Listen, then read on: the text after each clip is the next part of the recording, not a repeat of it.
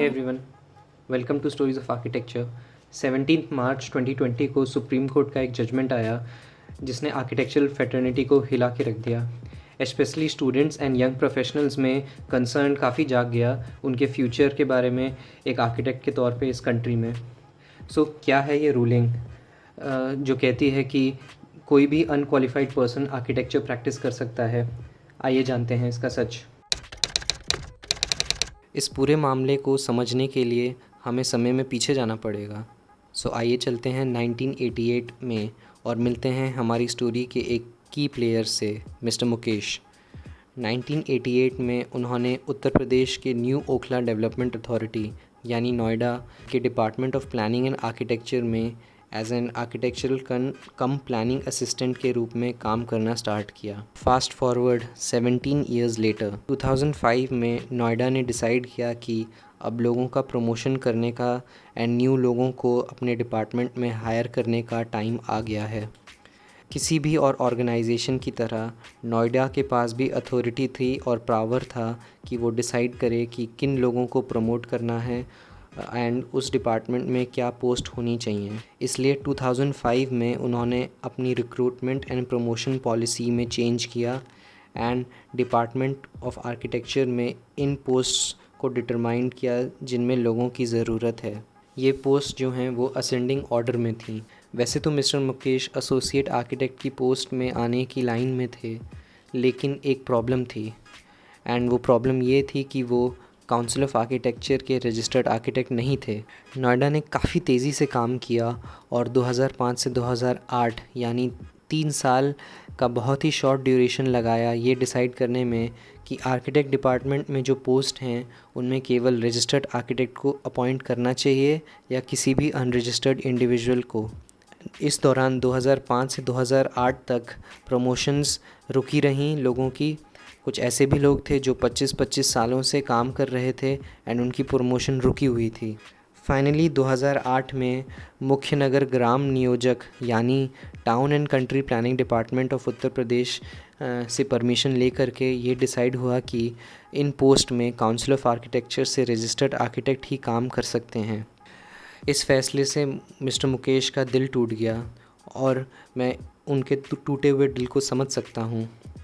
इतना समय इंतज़ार करने के बाद ये किसी धोखे से कम नहीं लगता।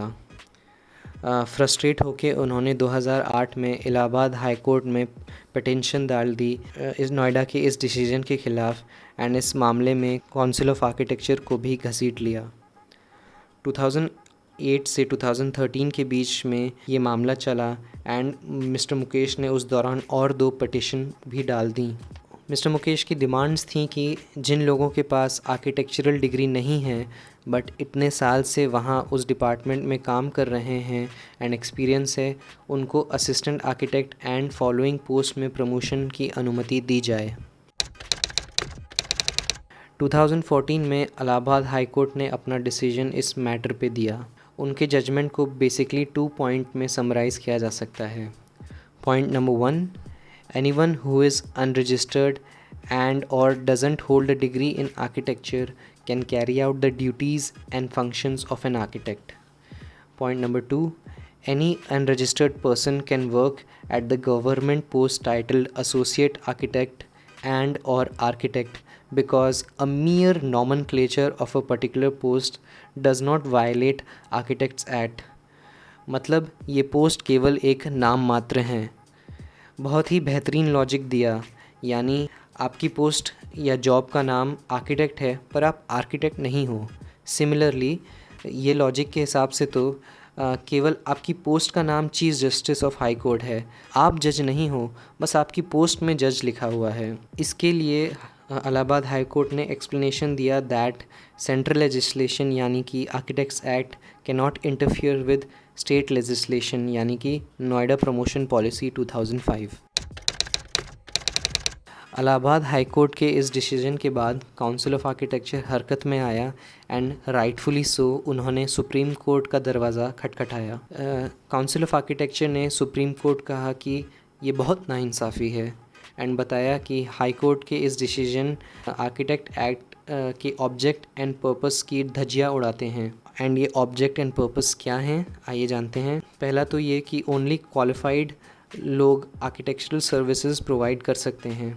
दूसरा, आर्किटेक्ट एक्ट एक कम्प्रिहेंसिव लेजिस्लेशन है जिसमें regulation, qualification, registration and discipline की बात की गई है, इसलिए उसको एज अ प्रोहिबिटरी एक्ट की तरह पढ़ना एंड समझना चाहिए। काउंसिल ऑफ आर्किटेक्चर ने ये भी कहा कि हाई कोर्ट का ये डिसीजन के कारण अनक्वालिफाइड लोगों को प्रैक्टिस करने का रिस्क बढ़ जाएगा। सो ये सारे रीजंस काउंसिल ऑफ आर्किटेक्चर ने सुप्रीम कोर्ट को दिए। अब एंट्री हुई सबके माई बाप की, almighty honourable and rational supreme court.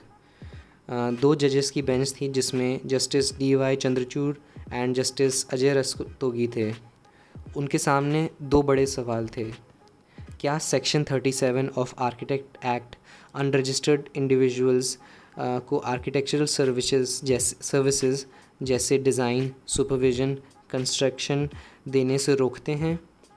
Question number 2, क्या एक जॉब पोस्ट जिसमें आर्किटेक्ट या एसोसिएट आर्किटेक्ट लिखा हो उसमें कोई अनरजिस्टर्ड बंदा या बंदी काम कर सकती है क्या?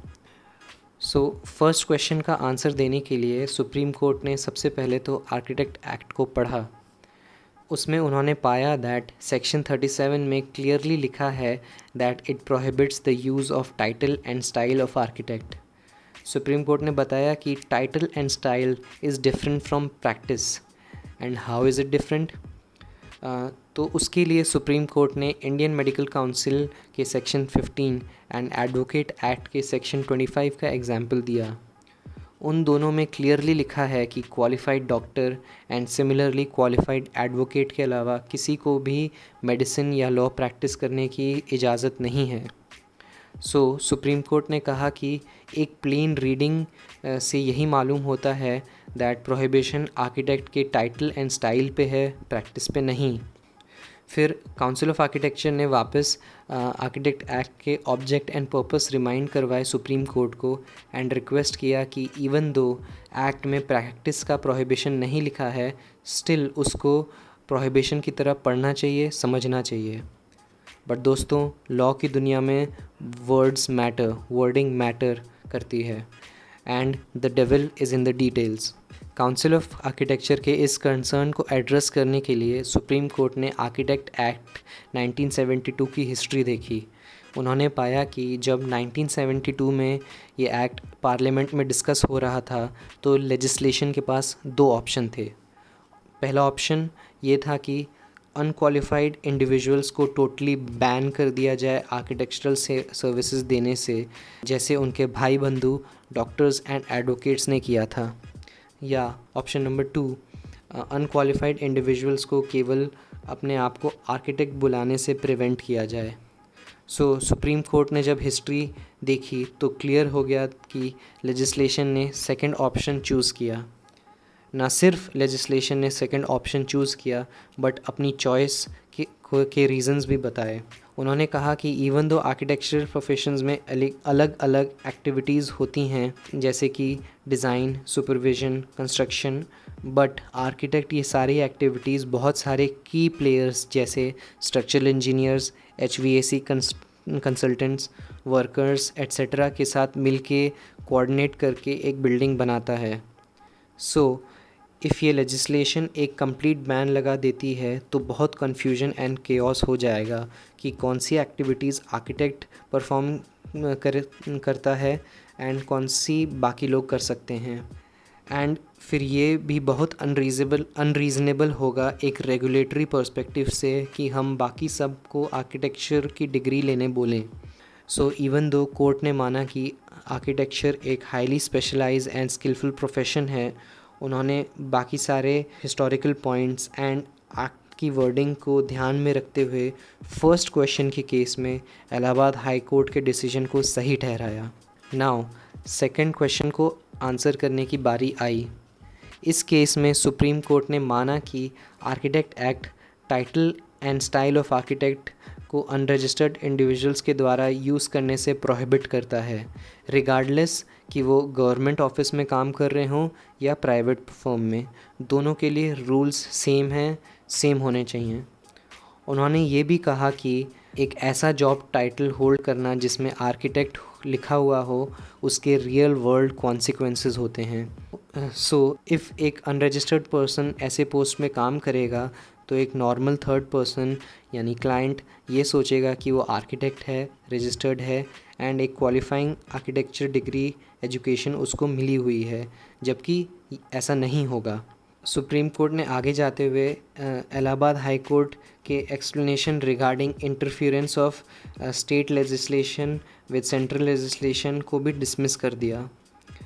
उन्होंने बताया कि there are enough examples in the past जिसमें प्राइमरी लेजिस्लेशन यानी वो लेजिस्लेशन जो पहले आया, in this case architects act 1972 supersede करता है सेकेंडरी लेजिस्लेशन यानी वो लेजिस्लेशन जो बाद में आया, in this case Noida promotion policy 2005।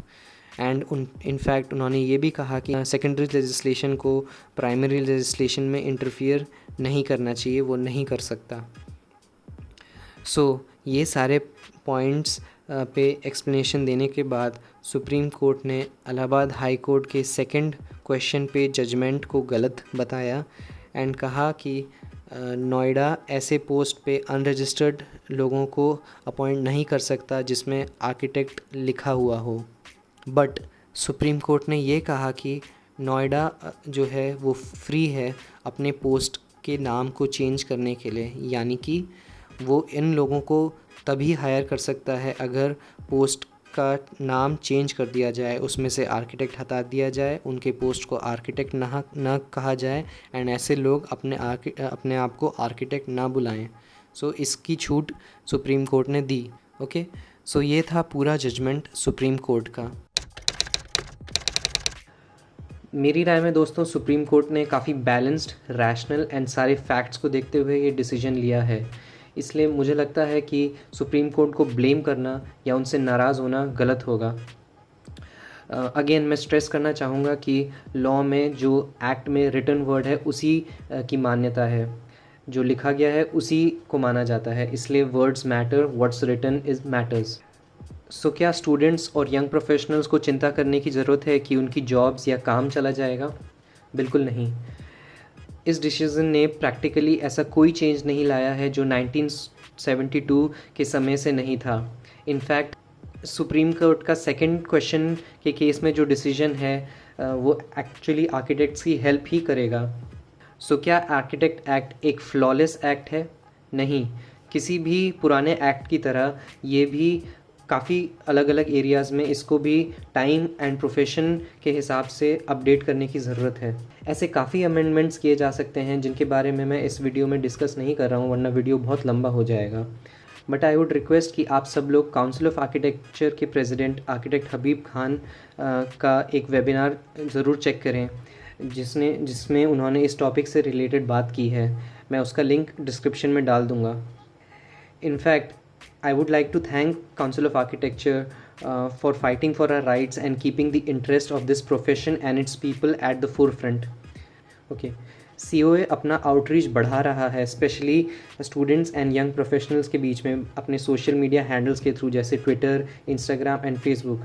So I would request all of you कि आप लोग सब काउंसिल ऑफ आर्किटेक्चर के इन सोशल मीडिया हैंडल्स को जाके फॉलो करें। इनका भी लिंक मैं डिस्क्रिप्शन में डाल दूँगा। एंड में मैं ये कहना चाहूँगा कि ये डिसीजन की न्यूज़ एक अच्छी वेकअप कॉल है कि इंडिया में जो आर्किटेक्चरल कम्युनिटी के लिए आई फील अब से हम सबको साथ मिल के इंडिया में इस कम्युनिटी की रिस्पेक्ट एंड डिग्निटी और तेज़ी से ऊपर ले जाने का समय आ गया है। वीडियो पसंद आया हो अगर आपको, तो आप ज़रूर ये वीडियो को लाइक करिए, शेयर कीजिए और मेरे चैनल को सब्सक्राइब कीजिए। मैं और ऐसे ही आर्किटेक्चरल कंटेंट आपके सामने लाता रहूँगा। ठीक है, ओके देन, मिलते हैं फिर।